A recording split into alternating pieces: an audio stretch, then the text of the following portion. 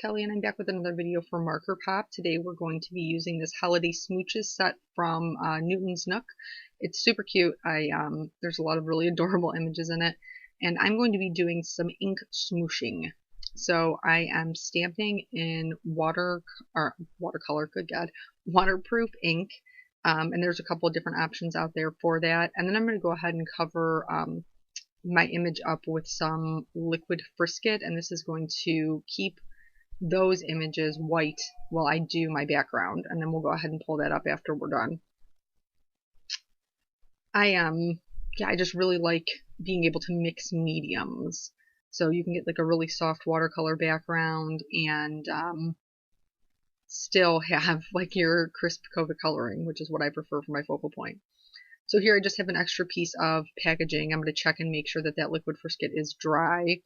I smushed on some wilted violet onto my Ranger craft mat, and I'm going to pick it up with that acetate and then just smush it right down onto the paper.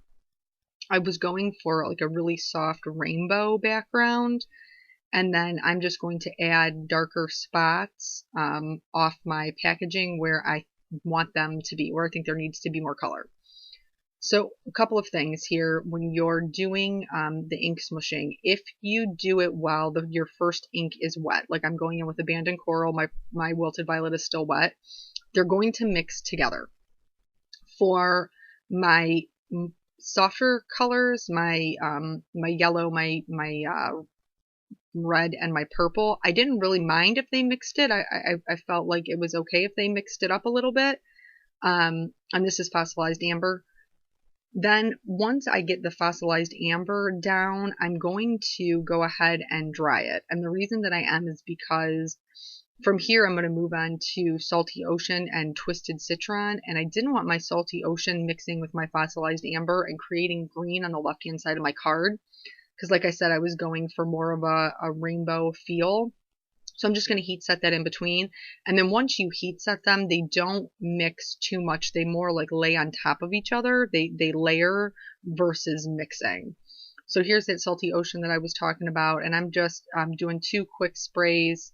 You don't need very much ink for this. If you want more intense color, like these are very pale, you could do multiple layers, or you could put down more ink and less water, just whatever look you're going for. I felt like, several of us, most of us have, dated, fallen in love at some point, and it's like when you first fall in love, that's how everything feels. It feels all like rainbows and sparkles and hearts, and so that's why I decided I was going to go with this type of background. Plus, you know me, I love rainbows.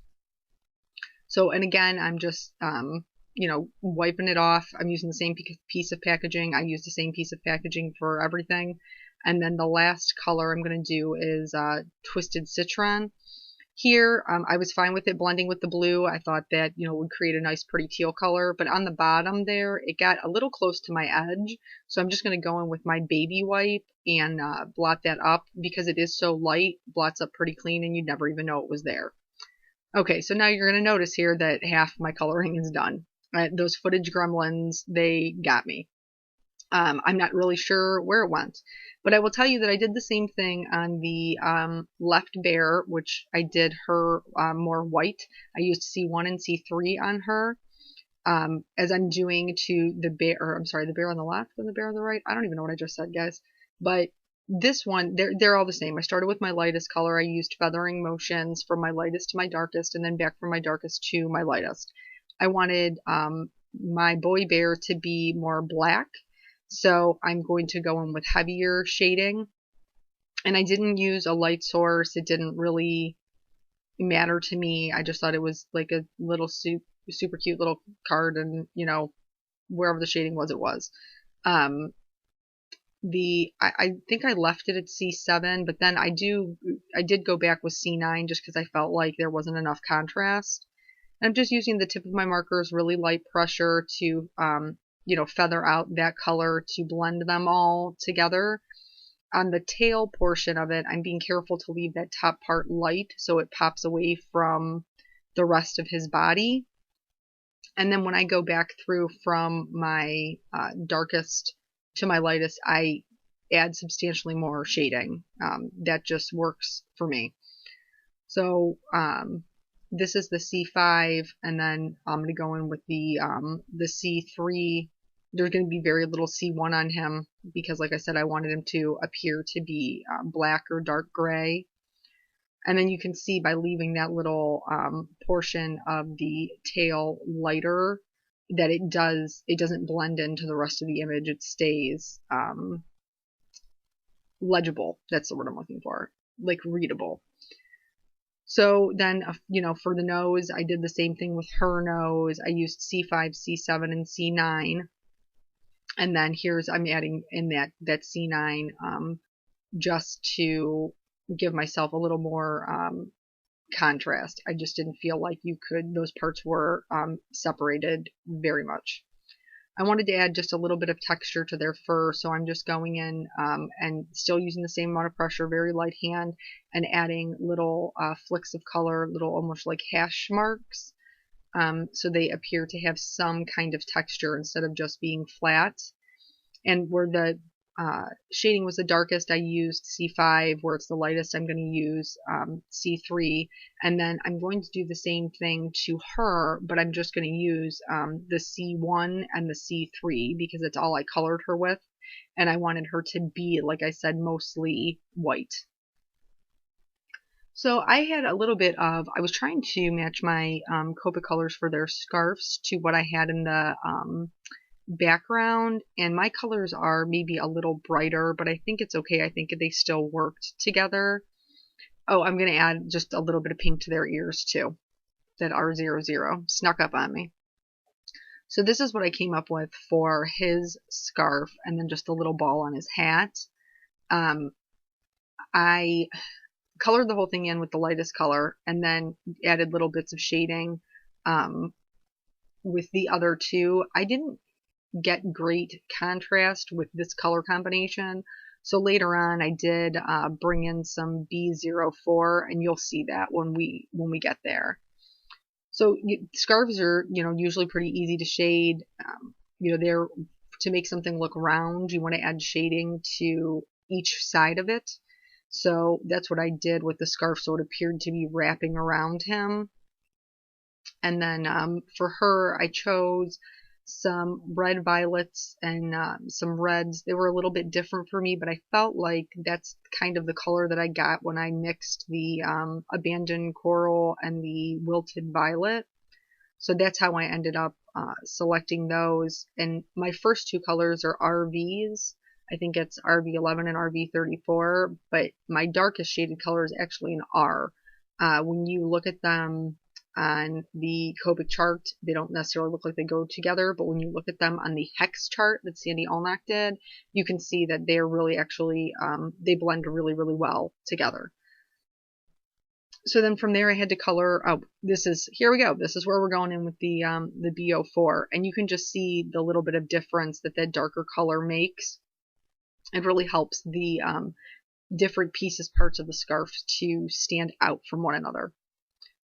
And then I just, blend that out with the colors I already used. His hat is going to be in the greens, and this I felt like was complementary to that twisted citron. And again, because I wanted to appear to be round, I'm going to add shading to the outside edges of it. And then behind the lip where the head is folded over would be darker. And then, lightest to darkest, darkest to lightest. You guys, if you watch my videos, you've heard me say it 100 times. I wanted to give them something to sit on. I felt like they were just kind of floating there in their little love bubble. So I wanted to give them some ground, and I decided to do that with warm grays since they were colored in cool grays. I didn't want it to be so similar that it was like one big blob on the ground. And I'm not going out very far with the ground. I just needed something for them to sit on, not being very particular about it at all. So then I decided I wanted to add, there's a cute little heart that's in this Holiday Smooches set, so I wanted to add that in, and I stamped that twice in Memento Tuxedo Black ink. I want to tell you, the ink that I stamped in is actually, it's W+9. It is not, it's a waterproof ink, but it's not Copic friendly. and Dawn doesn't claim that it is the owner of W+9, but I will tell you that I have had really good luck with it if I heat set it. Like here, I knew the bears were going to be gray. I knew if it bled a little bit, it wouldn't be a big deal, but I actually didn't have any bleeding with it at all. So I am re-outlining my image because that's how I roll. I decided after I did this, I was going to add some details with my white gel pen. That wasn't originally my intention, but I felt like it needed something, so I went back in and did that. And then I re-outlined them again because the white gel pen's opaque. So if you go over your black lines, it will cover them up. So I'm trying to figure out what I'm going to do, where I'm going to put his little detail, and I decided to put his little stripes on his hat. And then this is a trick that I like to do. I will tell you that people say this will ruin your nibs. I have never had a problem with it, but that doesn't mean that that's not true. So try it at your own risk. I like to go in with my medium tone and just add a little bit of shading back over those, whatever detail I've added with my white gel pen, because it really helps it to look like part of the scarf. So I stamped my sentiment, and then I'm going to add some clear Wink of Stella. From here, like I told you, when you first fall in love, I feel like it's all rainbows and unicorns and glitter, and so I wanted to add just a little bit of sparkle with some clear Pretty Pink Posh sequins, and I'm just using the smallest size, which is the 4mm, and then rearrange those a couple of different times, not making you watch the whole thing because that would take forever. I have a white A2 card base set up here, and then I'm just going to adhere that right down flat so it goes through the mail nicely.